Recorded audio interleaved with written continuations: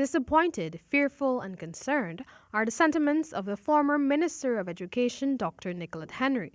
This comes on the heels of the reopening of secondary schools for students in preparation for the CSEC and CAPE examinations on Monday. Dr. Henry is of the view that the much needed systems for the continued safety and protection of the country's learners were not put in place in the lead up to the reopening.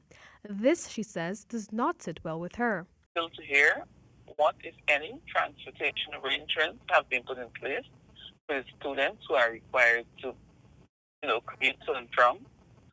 In terms of the dorm schools, we've had several steps in bad handling of the situation to the extent that had students who actually were positive mixing with other students. In an interview with this newscast on Thursday, she said that there could be an inundation of COVID-19 cases at the various dormitory institutions countrywide if stricter measures are not implemented immediately.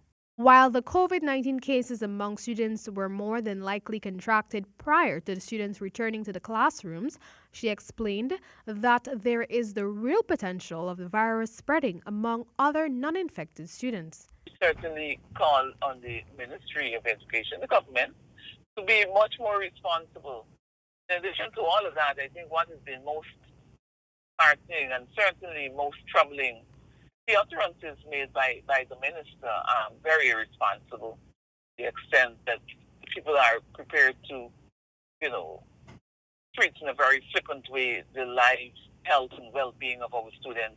Henry urged the government of the day to put politics aside and follow the guidance of the gazetted order issued under her coalition administration back in June. She expressed that the gazetted order lucidly outlines the systems and procedures that are essential to be put in place prior to the reopening of schools.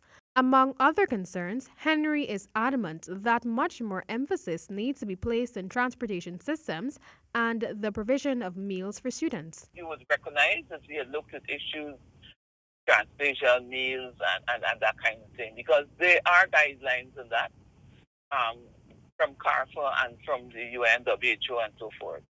So I would suggest that they stick to the guidance, that they follow the science, and that they do what is recommended to be done. Guyana is not the only place that is grappling with the reopening of the school. For the HTP Nightly News, Amel Griffith.